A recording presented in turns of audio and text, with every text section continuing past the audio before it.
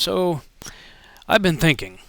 Now, I mean no disrespect by what I'm about to say, but to be brutally honest, we must admit that most Christians, assuming they believe the Bible, would have to admit that they would generally agree with at least most of the following. The first man was created out of the dust of the earth. The first woman was pulled from that man's rib.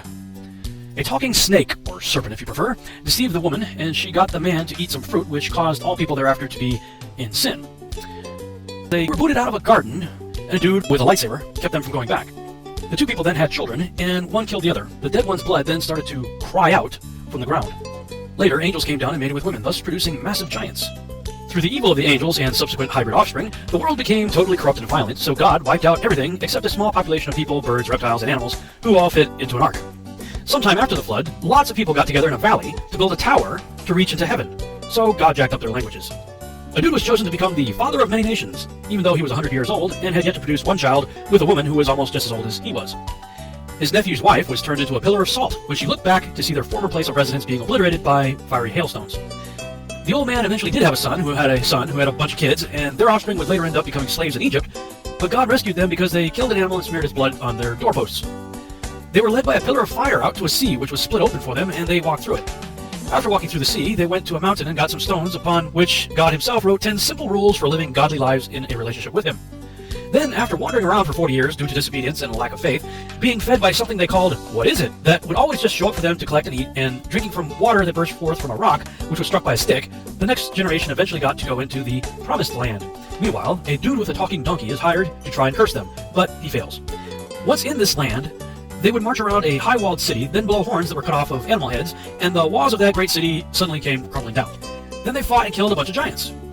Eventually we read about a man commanding the sun and moon to stand still, and they did.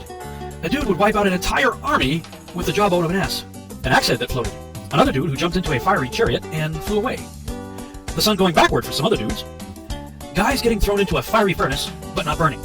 A man being put among hungry lions, but they don't mind his company and they leave him alone. A disobedient prophet changes his mind after spending 3 days and 3 nights inside a fish. A savior then shows up, having been born of a virgin, and he turns water into wine, walks on water, feeds thousands of people with a few loaves and some fish, cures the blind, heals the lame, and even raises people from the dead.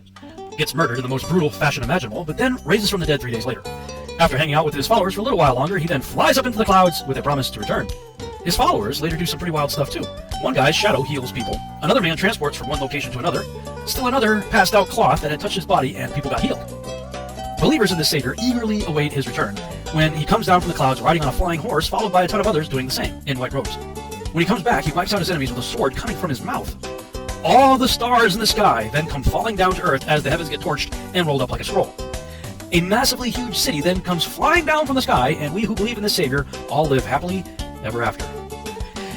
And if you think all of this is whacked, don't even get me started on the craziness believed by the largely atheistic so-called science community, who believe they evolved from goo to you by way of the zoo out of a slime pit 4 billion years ago, which itself was the result of a microscopic dot that exploded and created everything we see in this ever-expanding universe.